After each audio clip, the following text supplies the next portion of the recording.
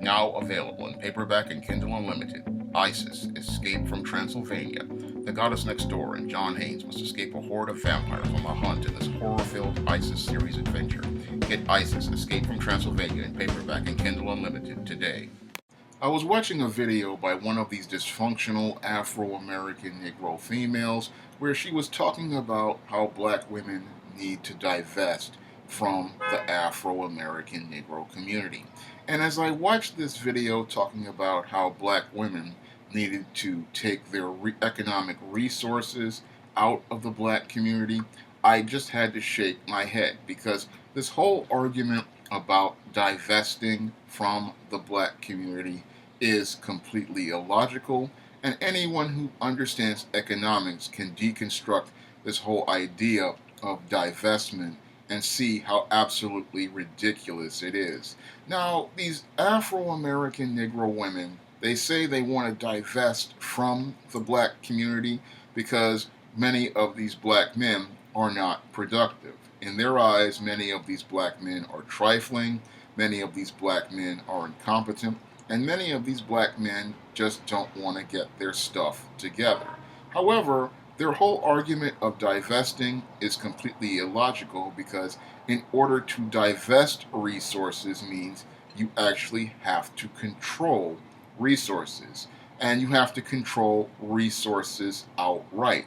Now, when I take a look at many of these Afro-American Negro women, many of these Afro-American Negro women primarily have jobs, and they have their jobs and they get their money primarily from white corporations, government jobs, or government programs like your welfare, your WIC, your Section 8, or even these college grants, and they even buy their homes in these government home buyer programs. So when it comes down to your Afro-American Negro female, she does not control any sort of economic resources.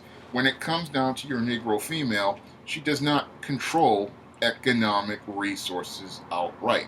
So she cannot divest resources if she does not control resources. Only a business owner, only an institution can divest resources because one, they own those economic resources, and two, they control those economic resources. So a business owner can divest from a community by closing its stores in that area and leaving that community, or a business owner can divest from a community by selling their property to another owner, and that owner can go out here and do what they please with that resource because they control resources, so they can divest resources. So the whole argument of divesting falls completely apart when you understand the concept of economics and you understand the distribution of resources.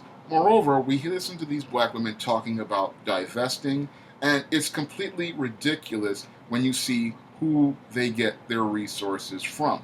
Now, when it comes down to the black woman, she was only given control over the black economy by white liberals who created the welfare state because they wanted to keep a consumer controlling the economy. And this is something your black female doesn't understand. She has only been given that power because white liberals saw her as the way to easily make money at the black community's expense, because as a consumer, she is spending more than she's taking in. Moreover, she's not investing anything in the community. So 97% of her dollars go out of the black community, and the other 2% of dollars go into the pocket of that black pastor, and 1% of those dollars goes to her other consumer goods and services, and most of the money does not stay in the black community. So how can you divest resources when the economic system is designed to pretty much take your resources and that are given to you and then give them right back to whites who control supermarkets in your area, Arabs who control your grocery stores, Koreans who control your hair and nail salons, and many of these jeans and sneaker stores or other businesses which are not controlled by you, or these fast food restaurants which are controlled by Indians and that black pastor. So again, almost 99% of black dollars go out of the black community. So the whole argument of divestment, again, completely illogical when you understand economics and you understand economic systems, because an economic system is the way a nation allocates its resources. And the way resources are allocated in the black community, it's socially designed so those resources do not wind up being used towards any sort of building. So this black woman sitting there talking about divesting from a black community, that makes absolutely no sense if you understand economic systems. Because again, in order for somebody to divest resources, they have to own resources. Black women do not own any sort of resources in their communities. They are given resources by white men, and they are given their jobs, they are given their welfare, they are given their Section 8, they are given their food stamps. These resources are allocated to them by white men. They are allocated to them by white liberals in the government, and they are allocated to be used for consumption.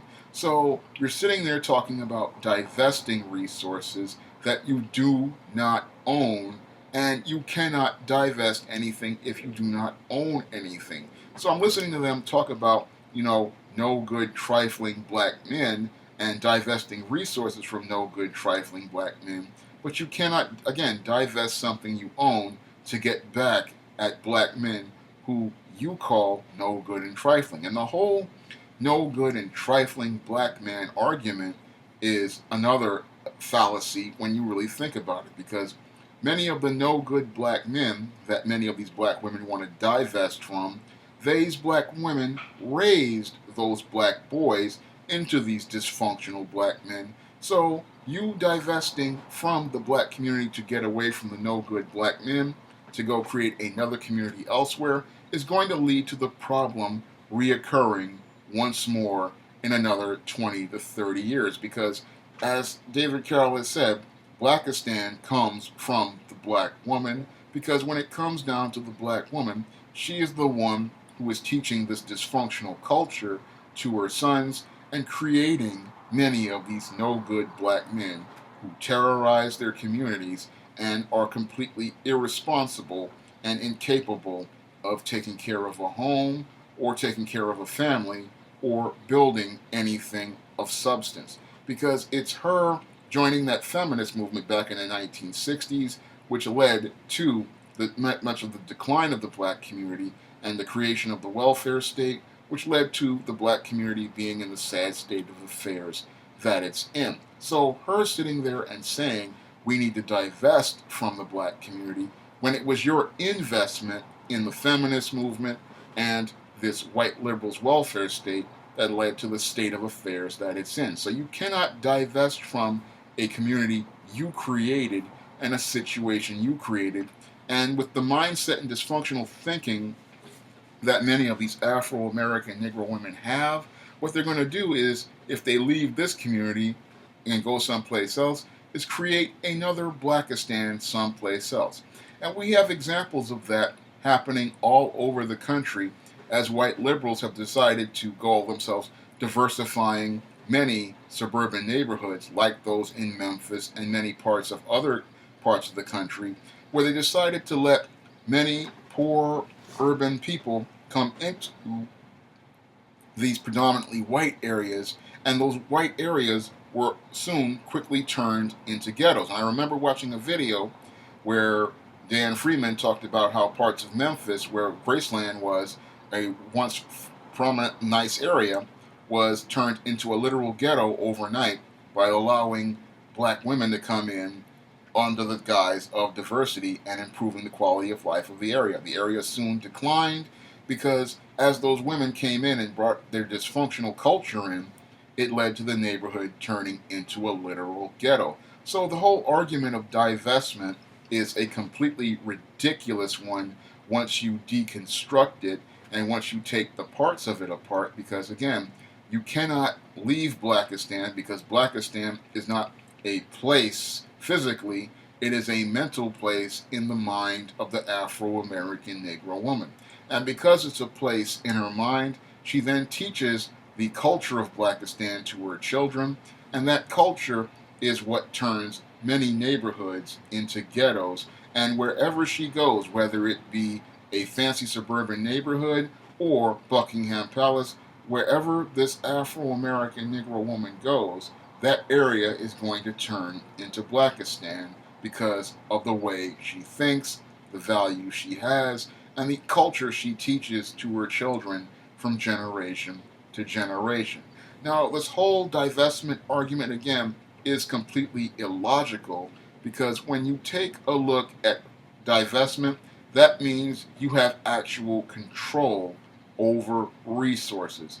And when it comes down to the welfare state and affirmative action, black women have no control over any sort of economic resources and cannot allocate economic resources in any way, shape, or form. Now, the people who could have divested before the feminist movement were those black business owners, because those black business owners controlled and owned resources, and they had the power to actually do something like divest, because that's because they had money. And if you want to talk about divestment, I'm going to give you an example of divestment.